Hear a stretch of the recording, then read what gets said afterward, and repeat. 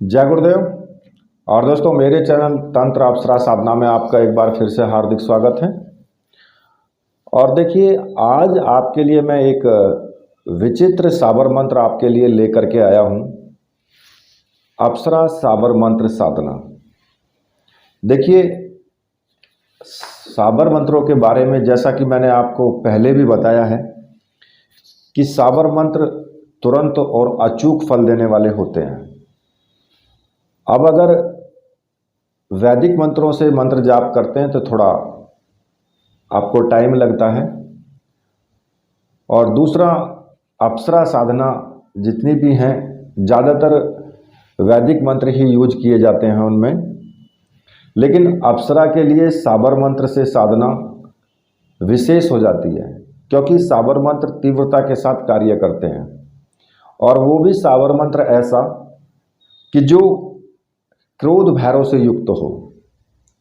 देखिए, वैसे तो साबर मंत्र आपको बहुत मिल जाएंगे, लेकिन क्रोध भैरव से युक्त साबर मंत्र जिसमें कि अप्सरा को आना ही आना पड़ेगा। अप्सरा साधना करने से आपको विशेष प्रकार की जो आपकी इच्छा पूर्तियां हैं, वो सभी इच्छा पूर्तियां आपकी पूर्ण होती हैं, क्योंकि अप्सरा सुंदर होती है, देवलोक की एक युवती होती है। और बहुत ही ज़्यादा सुंदर होने के कारण इनकी जो साधनाएं हैं, वो साधनाएं हमेशा प्रेमी का रूप में, मित्र रूप में, या फिर औरतें करें, स्त्रियां जो हैं अगर वो साधना करती हैं तो वो सखी के रूप में इस साधना को कर सकते हैं। इनके लिए जो प्रेमी का रूप है वो ज़्यादा सही माना गया है, जबकि पत्नी रूप, बहन का रूप या माँ का रूप में ये जल्दी से साधनाएं सिद्ध नहीं हो पाती हैं। और इस साधना के द्वारा किसी भी प्रकार से आपकी कोई भी इच्छा है, धन धान्य सभी चीज़ों से आपको ये, मतलब आपको जिंदगी को ऊपर उठाने के लिए जो चीज़ें आपको चाहिए वो सभी चीज़ें आपको ये प्रदान करती है। और ऐसा नहीं है कि भाई इसकी साधना कोई विवाहित व्यक्ति नहीं कर सकता, क्योंकि जनमानस में एक बहुत बड़ी विचित्र चीज़ें फैला दी गई हैं कि भाई अगर अप्सरा की साधना या यक्षिणी की साधना जिनकी शादी हो रखी है अगर वो करते हैं तो उनकी पत्नी मर जाएगी। अरे भाई, आप उसकी साधना कर रहे हो या अपने अपने जीवन को सुखी रखने के लिए उनको बुला रहे हो, या फिर अपने जीवन को कष्ट पहुंचाने के लिए बुला रहे हो? और क्या वो नहीं जानती हैं, वो शक्तियां भी तो जानती हैं कि आप उनको बुला रहे हो तो उनको अपने जीवन में जो आपका जीवन है उसको सुखी रखने के लिए बुला रहे हो, या फिर आप उनको, उनकी पत्नी को मार देंगी तो वो खुदा उनकी पत्नी का स्थान ले लेंगी? ऐसा थोड़ी होता है। ऐसा बिल्कुल नहीं है। ये सिर्फ एक झूठ है, बकवास है। अगर विवाहित व्यक्ति कोई साधना करता है तो आप ये समझ करके चलिए कि उसका वैवाहिक जीवन और सुखमय हो जाता है। पति पत्नी में आपस में एक विशेष आकर्षण हो जाता है, जो उनमें थोड़ी बहुत लड़ाई झगड़ा मनमुटाव भी होता है ना, तो वो भी सब समाप्त हो जाता है। ये सच्चाई है। अगर अविवाहित व्यक्ति करता है तो उसका विवाह भी ऐसी सुंदर लड़की से होता है जो अप्सरा की तरह ही सुंदर होती है और संपूर्ण गुणों से युक्त भी होती है। ऐसा नहीं है कि आपकी शादी फिर होगी ही नहीं, कि अप्सरा आपकी शादी नहीं होने देगी। ये सब बकवास है। जिन लोगों को अप्सरा साधना के बारे में पता ही नहीं है वो सब लोग ऐसी बातें करते हैं।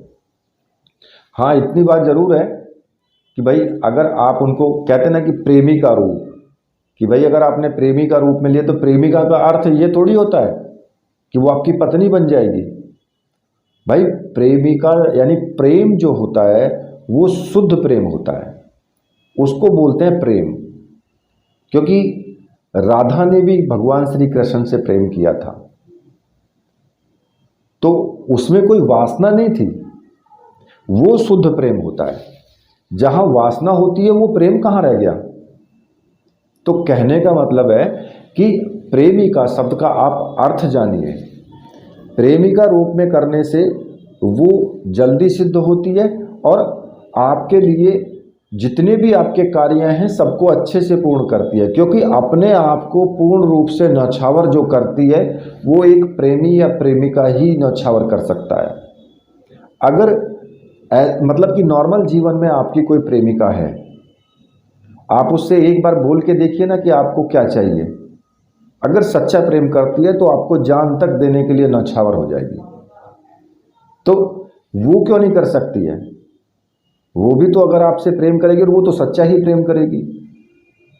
तो इसलिए इन सब चीज़ों को आप छोड़िए कि इन सब चीज़ों में आप मत पड़िएगा, साधना करिए साधना के हिसाब से, ठीक है। कई बार ऐसा होता है कि साधना करते हैं लेकिन अप्सरा फिर भी प्रकट नहीं होती है, तो कुछ लोग क्या करते हैं, कहते हैं कि जी क्रोध भैरव का मंत्र का जाप करें। तो यहाँ पर जो मैंने मंत्र आपको मैं देने वाला हूँ वो मंत्र पहले से ही क्रोध भैरव मंत्र से युक्त है। तो इसलिए इस मंत्र की तीव्रता और पावर जो है वो आप करने के बाद ही आपको पता लगेगी, ऐसे पता नहीं लगेगी। जब आप मंत्र जाप करोगे तो आपको इसकी तीव्रता के बारे में भी पता लग जाएगा कि ये कितना तीव्र मंत्र है। अब देखिए, इस साधना को करने के लिए चाहे कोई स्त्री हो वो भी कर सकती है, चाहे कोई पुरुष हो वो भी कर सकता है, चाहे कोई वृद्ध व्यक्ति हो वो भी कर सकता है। अप्सरा साधना करने से जीवन में उमंग, जो एक नीरसता आ गई है, वो नीरसता खत्म होकर के जीवन को जीने की कला जो होती है वो व्यक्ति को ऑटोमेटिक आने लगती है। अपने आप में वो बिल्कुल एकदम मस्त रहता है, ठीक है, जब ये आप साधना करेंगे। अब जो मैं आपको साधना के लिए बताने वाला हूँ कि भैया आपको इस साधना में मुख्य रूप से कुछ सामग्रियों की आवश्यकता होगी, और ये जो सामग्री हैं ये अप्सरा यंत्र, अप्सरा माला जाप के लिए, एक रक्षा माला और एक सम्मोहन गुटिका, ये आपको 4 सामग्रियों की इसमें आवश्यकता होगी। अब ये जो मंत्र है, इस मंत्र में आप किसी भी अप्सरा का आप साधना कर सकते हैं, किसी भी अप्सरा की साधना कर सकते हैं इस केवल एक ही मंत्र से। इसमें केवल आपको अमुक की जगह, जो मैं मंत्र बताऊंगा, अमुक की जगह आपको उस अप्सरा का नाम जोड़ना है बस। और जो अप्सरा यंत्र होता है, अप्सरा यंत्र में आप किसी भी अप्सरा की साधना कर सकते हैं, और अप्सराओं के विशेष यंत्र भी आते हैं। मान लिया कि आपको नाभि दर्शन अप्सरा की साधना करनी है तो आप इसमें नाभि दर्शन अप्सरा यंत्र लेंगे और नाभि दर्शना का ही इसमें नाम डाल देंगे। अगर उर्वशी की करनी है तो उर्वशी यंत्र लेंगे और उर्वशी का इसमें नाम डाल देंगे बस। आपको और कुछ नहीं करना है, मंत्र पूरा ज्यों का त्यों रहेगा, केवल नाम आपको इसमें चेंज करना है। अब मैं आपको इसकी साधना बता देता हूँ, साधना किस प्रकार से करनी है। देखिए, साधना शुक्ल पक्ष के किसी भी शुक्रवार से शुरू कर सकते हो, होली दीपावली भी कर सकते हो, और अगर आप होली से 8 दिन पहले जो होलाष्टक आते हैं वो होलाष्टक में आप रात और दिन साधना कर सकते हो, क्योंकि उसमें दिन को भी रात्रि माना जाता है। तो इसलिए जो 8 दिन होते हैं उन 8 दिनों में भी आप किसी भी सावर मंत्र का जाप कर सकते हैं, और दिन में भी कर सकते हैं, रात्रि में भी कर सकते हैं, तब भी आप इस साधना को कर सकते हैं। दूसरा, किसी भी पूर्णिमा को आप ये साधना शुरू कर सकते हैं, किसी भी पूर्णमासी को। साधना आपको रात्रि में ही करनी होगी, केवल होलाष्टक के दिन ऐसे होते हैं जिनमें आप दिन में साधना कर सकते हैं, लेकिन आप रात्रि में ही ये साधना करेंगे। और इस मंत्र का जाप आप ग्रहण काल में भी कर सकते हैं, चाहे चंद्र ग्रहण हो या फिर सूर्य ग्रहण हो। और साबर मंत्र होने के कारण ये विशेष प्रभावशाली भी है, जल्दी इसमें अप्सरा प्रकट होती है और जल्दी मंत्र भी सिद्ध होता है, ठीक है। तो देखिए, जब आप ये सामग्री प्राप्त कर लेंगे तो आप एक एकांत जगह का, जैसे कि किसी भी एकांत कमरा आपके घर में ही हो या आपका पूजा घर हो, उसमें रात्रि को 9 बजे के बाद में आप साधना शुरू करेंगे। आपका मुख जो है वो उत्तर दिशा या पूर्व दिशा की तरफ आपका मुख होगा। इसमें आप घी का दीपक जलाएंगे, या फिर अगर घी आपके पास नहीं है तो आप तिल के तेल का भी आप इसमें दीपक लगा सकते हैं। सुगंधित अगरबत्ती, धूप बत्ती जो भी आपके पास है वो भी आप रखेंगे। इत्र, गुलाब का इत्र, मतलब सुगंधित होना चाहिए। गुलाब के पुष्प, अगर गुलाब के पुष्प नहीं है तो कोई भी पुष्प हो वो सुगंधित होने चाहिए। सुंदर कपड़े पहने, चाहे आप किसी भी प्रकार के कपड़े पहने, इसमें कोई कपड़ों का ऐसा विधान नहीं है। आसन आप किसी भी रंग का ले सकते हो, पीला, लाल, कैसा भी हो। चौकी पर जो आपके सामने चौकी रखी है पूजा की, उस पर आप किसी भी रंग का वस्त्र बिछा सकते हो। ठीक है। अब आपको क्या करना होगा, सामने अपने गुरु का चित्र रखें अगर आपके गुरु हैं। अगर गुरु नहीं है, भगवान शिव को गुरु माना है, तो उनकी तस्वीर आपको सामने रखनी है चौकी पर। अप्सरा का यंत्र जो चित्र है, सुंदर सा चित्र इंटरनेट से निकलवा लें, फोटो बनवा लें उसका, और वो चित्र आप रखें। ठीक है। अब ये जो सामग्री है, जो अप्सरा यंत्र है, माला है, रक्षामाला, सम्मोहन गुटिका, अगर आप इसको मंत्र सिद्ध प्राण प्रतिष्ठा युक्त ये सामग्री होनी चाहिए। और अगर आपको ऐसी सामग्री चाहिए तो मैंने व्हाट्सअप नंबर दिया है, वहाँ से आप मुझे व्हाट्सअप कर सकते हैं और ये सामग्री आप प्राप्त कर सकते हैं। ठीक है। अब आपको क्या करना होगा कि वस्त्र बिछा करके उस पर चौकी पर और किसी प्लेट में अप्सरा यंत्र को स्थापित कर देना है पुष्पों के ऊपर। ठीक। और एक दीपक जला देना है, अगरबत्ती, धूप बत्ती जो भी आपके पास है वो जला देनी है। इत्र आपको रखना है और फोहा बना के अपने कानों में रख लेना है। कमरे में आप चाहें तो छिड़क भी सकते हैं, गुलाब के पुष्प भी छिड़क सकते हैं। अब इसके बाद आपको सबसे पहले आपको अपने गुरु का पूजन करना है। गुरु पूजन आप जरूर करेंगे। सबसे शुरुआत में गुरु का पूजन आपको कुमकुम का टीका लगाना है, पुष्प, धूप, दीप सब कुछ आप चढ़ाएंगे, यानी कि छोटा सा आप पूजन जरूर करेंगे। और पूजन करने के बाद एक माला गुरु मंत्र का आपको जाप जरूर करना है। ओम परम तत्वाय नारायणाय गुरुभ्यो नमः, इस मंत्र का भी आप जाप कर सकते हैं। पूज्य गुरुदेव नारायण दत्त श्रीमाली जी की तस्वीर आप रख करके उनका गुरु पूजन कर सकते हैं। अगर भगवान शिव को गुरु माना है तो फिर आपको भगवान शिव का उसी प्रकार से पूजन करना है। और आपको ओम नमः शिवाय मंत्र का एक माला का जाप जरूर कर लेना है। गुरु मंत्र का एक माला का जाप जरूर कर लें, चाहे किसी भी माला से करें, चाहे रुद्राक्ष की हो या स्फटिक की हो, किसी की भी हो। ठीक है। जब आपका गुरु मंत्र हो जाएगा तो भगवान गणेश का भी आपको पूजन करना है। भगवान गणेश का पूजन करेंगे, धूप से, दीप से, चावल से, पुष्प से उनको चढ़ाएंगे, टीका लगाएंगे, कुमकुम का, केसर का या जो भी सिंदूर है आपके पास उसका टीका लगाएंगे। और एक माला वक्रतुंडाय हुम, इस मंत्र का जाप आपको जरूर करना है। और गणेश जी से प्रार्थना करनी है कि हे गणेश जी, आप विघ्नों के हरता हैं, विघ्न हरता हैं। अगर मेरी साधना में किसी प्रकार का भी विघ्न आए तो आप उन सभी विघ्नों का हरण करें। ठीक है। अब आगे चलते हैं। इसके बाद आपको बटुक भैरव या भैरव मंत्र का आपको जरूर जाप करना है। भैरव जी, कोई भी साधना हो, भैरव जी का जाप मंत्र पूजन जरूर होना चाहिए। जो गुटिका है, सम्मोहन गुटिका, उसको भैरव स्वरूप मान करके और उसका पूजन करेंगे। धूप, दीप, चावल वगैरह जो भी कुछ आपके पास जैसे गुरु पूजन किया है उसी प्रकार से उसका पूजन करेंगे। और भैरव मंत्र का एक माला का जाप जरूर करेंगे। ओम भ्रम भैरवाय नमः, इस मंत्र का। और भैरव जी से प्रार्थना करेंगे कि मेरी साधना में किसी भी प्रकार की अगर कोई भी साधना में किसी भी प्रकार की अगर परेशानी आती है तो आप उन सभी परेशानियों से मेरी रक्षा करेंगे और उसका निवारण करेंगे। ठीक है।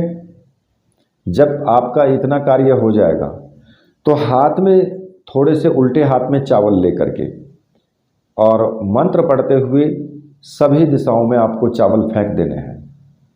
एक रक्षा विधान है। ओम असर्पंतु ये भूता है भूमि संसिता, ये भूता है विघ्न कर्तास्ते नश्यंतु शिवाज्ञा, अपक्रमाणान तो भूतानि पिशाच सर्वतो दिशम सर्वेशाम विरोधेन पूजा कर्म समारंभे। इस मंत्र का जाप करते हुए सभी दिशाओं में चावल फेंक देने हैं।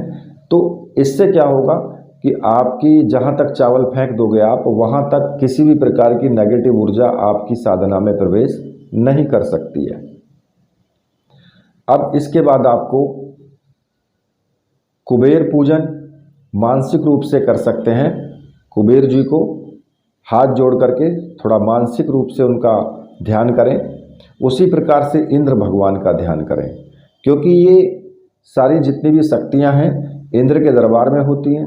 भगवान इंद्र का भी आपको पूजन करना है और कुबेर जी का भी आपको पूजन करना है। पूजन मानसिक रूप से कर सकते हो, हाथ जोड़ करके 2 मिनट ध्यान कर लीजिए और आज्ञा ले लीजिए, ठीक है। क्योंकि ये साबर मंत्र है। अब साबर मंत्र है तो सर्वार्थ साधक साबर मंत्र का जाप आपको जरूर करना है। अब उसका जाप आपको कैसे करना है, एक केवल 21 बार आपको बोलना है उसको, वो मैं आपको बता देता हूँ। गुरु सठ गुरु है वीर, गुरु साहब सुमरो बड़ी भात, सिंगी टौरो मन कहो मन्नाऊ करतार, सकल गुरुन का हर भजे घट्टा पकड़ उठ जाग, चेत संभार श्री परमहंस। इस मंत्र का 21 बार जाप जरूर करेंगे और यह आपको प्रतिदिन ही करना है, ठीक। अब इसके बाद आपको अप्सरा का पूजन करना है, अप्सरा यंत्र का पूजन करना है।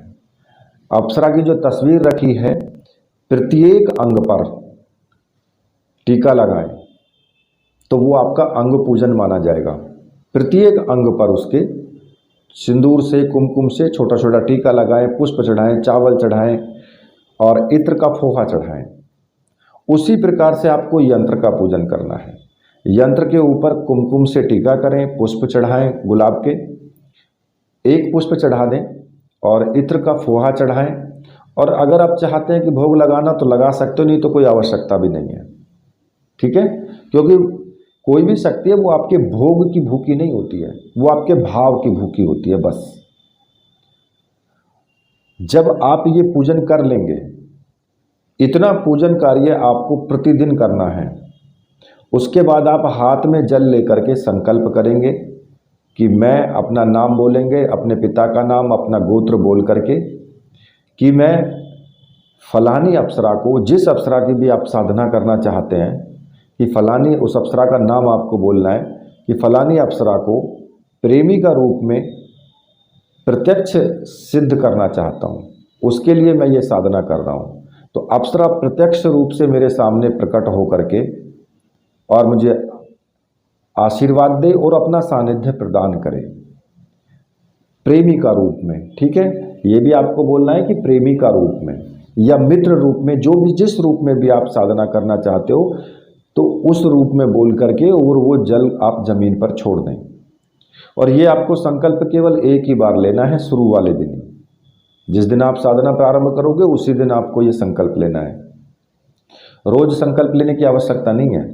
अब जितने दिन आपको साधना करनी है, कम से कम 21 दिन तो आप साधना जरूर करें, ठीक है। जब तक अप्सरा प्रकट होना हो जाए, जब तक अप्सरा सामने ना आ जाए, तब तक साधना को जारी रखें, ठीक है।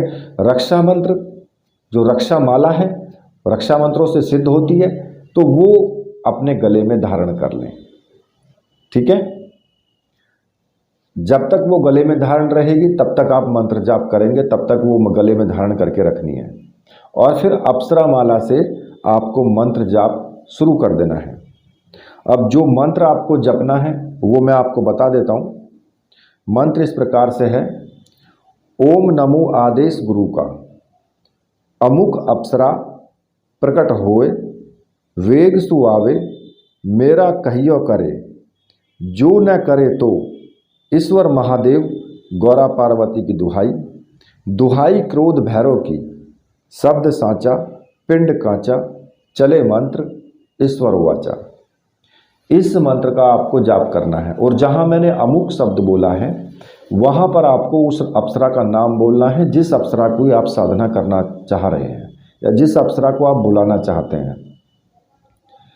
और देखिए, आपके पास में प्रतिदिन गुलाब के पुष्प तो होते ही हैं, क्योंकि जब आप गुलाब चढ़ाएंगे, पुष्पों से पूजा करेंगे तो कुछ गुलाब के पुष्प तो बच ही जाते हैं और इत्र भी बच जाता है।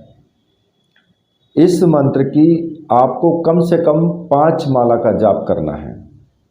5 माला प्रतिदिन होनी चाहिए। और देखिए, अगर आप चाहते हैं कि आश्चर्यजनक रूप से जल्दी आपके सामने आए अप्सरा, तो वो आपके ऊपर डिपेंड करता है कि आप 11 माला करें, 21 माला करें। वो आपके ऊपर डिपेंड करता है कि आप जितनी ज़्यादा, लेकिन करें उतनी जितनी पहले दिन आपने साधना के टाइम में पहले दिन आपने मंत्र जाप किया है, उतनी ही माला प्रतिदिन करें। ऐसा नहीं कि पहले दिन 5 कर दी, दूसरे दिन 11 कर दी, ऐसा नहीं करना। अगर पहले दिन 11 माला की है तो फिर 11 ही करें, पहले दिन 21 माला की है तो फिर 21 ही करें रोज, ठीक है। और तब तक करें जब तक अप्सरा आपके सामने प्रकट ना हो जाए, जब तक वो आपके घुटने से घुटना सटा करके ना बैठ जाए, आपके कंधे पे सिर ना रख दे, तब तक आप मंत्र जाप करें। और इस माल्या के लास्ट वाले दिन, किसी भी दिन वो प्रकट हो गई सामने, बैठ गई और वो आपसे बात करने लगे, तो बात तब करें उससे जब आपका मंत्र जाप पूरा हो जाए। जितनी आप माला रोज करते हैं, जब वो पूर्ण हो जाए तब आप उससे बातचीत करें। उससे पहले बीच में बातचीत ना करें बिल्कुल भी, ठीक है, वरना साधना खंडित हो जाएगी। और जब वो आपसे बातचीत करे, माला आपकी पूरी हो जाए, तो फिर आप थोड़े से पुष्प और जो आपके पास इत्र की शीशी रखी हुई है उसको भेंट में आप उसको दे दें। और उससे आप हाथ पर हाथ रख करके वचन ले लें कि जब भी मैं इस मंत्र का एक बार जाप करूंगा, आप मेरे सामने सशरीर प्रकट होगी और जो भी मैं कहूँगा आप वही कार्य करोगी। इसके अलावा आप कभी भी मुझे धोखा नहीं दोगी, ठीक है। जब वो आपको वचन दे दे तो आप साधना को पूर्ण समझें। फिर आप पूरी साधना सामग्री को उठा करके और कहीं भी जल में आप प्रवाहित कर दें तो आपकी साधना पूर्ण हो जाएगी। अब इस साधना में पूर्ण रूप से ब्रह्मचर्य व्रत का पालन करना है। ऐसा नहीं कि मन से भी और तन से भी, दोनों तरीके से। प्रत्येक व्यक्ति पर दया रखनी है। हर जो संसार में जो भी जीव है सब पर आपको दया रखनी है। स्त्रियों का सम्मान करना है, क्योंकि वो भी एक स्त्री है, इसलिए स्त्री का सम्मान जरूरी है। आप कोई ऐसा कार्य ना करें जिससे सामने वाले का दिल दुखे, ठीक है। बस इतना ध्यान रखना, सारी चीज़ें इसी में शामिल हो जाएंगी। कोई भी ऐसा कार्य नहीं करना है आपको। और आपको जो अनुभव हो सकते हैं वो अनुभव आपको जो अप्सरा साधनाओं में मैंने और में बताए हैं उसी प्रकार के अनुभव होंगे।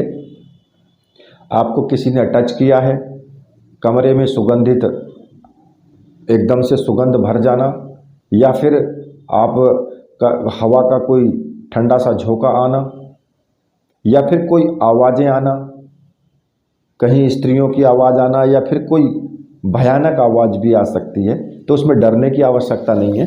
वो आपकी परीक्षा लेती है, लेगी, और वो लेगी ही लेगी, परीक्षा तो लेती है, ठीक है। या फिर रात्रि में जब आप सोओगे तो आपके साथ में किसी लड़की का सो जाना, साथ में आकर के लेट जाना, लेकिन वहाँ पर अपना ब्रह्मचर्य व्रत खंडित मत होने देना। कभी स्वप्न में किसी लड़की का आना, और वहाँ पर अगर आपको स्वप्न दोष हो जाता है तो फिर आप साधना को खंडित नहीं जानेंगे, खंडित नहीं होगी साधना, फिर भी साधना को आप जारी रखें। ऐसा नहीं कि सोच करके कि मेरी साधना खंडित हो गई है और परेशान हो जाओ, बिल्कुल नहीं होना है ऐसा, ठीक है। और आप अपने बेड पर सो सकते हैं, अपने बच्चों के साथ सो सकते हैं, लेकिन आपको ब्रह्मचर्य व्रत का पालन तो रखना ही रखना है। ऐसा नहीं कि आप अपनी पत्नी के साथ सोना शुरू कर दो, तो होगा क्या, वो इस आपकी पत्नी के शरीर में घुस जाएगी और फिर वो आपका ब्रह्मचर्य व्रत खंडित करवा देगी, तो कोई फ़ायदा नहीं होगा उस चीज़ से। तो इसलिए आप सावधान रहें इस चीज़ से, क्योंकि वो आपकी साधना को खंडित करना चाहेगी। किसी भी रूप में वो साधना खंडित हो, कैसे भी हो, वो करेगी। आपके साथ पास अचानक से बहुत सारी लड़कियों के फ़ोन आ जाना, आपसे कोई मीठी मीठी बात करेगी, कोई प्रेम का इजहार करेगी, तो इन चीज़ों से सावधान रहना, बिल्कुल एकदम। अचानक से मोबाइल चलाते हो तो अपने आप ही आपको पता लगेगा कि चैटिंग शुरू हो जाएगी किसी से, कोई लड़की आपके पास चैट करना शुरू कर देगी, वो सारी चीज़ें बाहर से घुमा फिरा करके ये आपके लिए तैयारी करके पूरी देगी, जिससे कि साधना खंडित हो जाए, आप इसको सिद्ध ना कर पाओ, क्योंकि वो अपना बचाव करेगी। लेकिन आपको बिल्कुल सावधान रहना है इस चीज़ के लिए। आपको ऐसा भी महसूस होगा कि भाई मैं कहीं पहाड़ से गिर रहा हूँ सपने में, लेकिन ऐसा होगा नहीं कि पहाड़ से गिर रहा हूँ मैं मर जाऊँगा। जब ऐसी चीज़ें आपके सामने होना शुरू हो जाएंगी तो फिर सुन लीजिए कि आपकी साधना बहुत अच्छे से आगे बढ़ रही है, और लास्ट में फिर आपको ऐसा लगेगा कि कहीं मैं वो बाग बगीचे में घूम रहा हूँ, फूलों के पेड़ हैं, अच्छे अच्छे सुगंधित खुशबू आ रही हैं, तो ऐसे भी अनुभव आपको कराएगी। अच्छे अनुभव भी होंगे, बुरे भी होंगे, तो घबराने की ज़रूरत नहीं है, साधना करते रहिएगा, ठीक है। तो इसी के साथ अब मैं वीडियो को यहीं पर समाप्त करता हूँ। तो मेरे साथ बोलिए बोलिए वीर बजरंगबली हनुमान जी महाराज की जय, बोलिए मेरे परमहंस गुरुदेव की जय।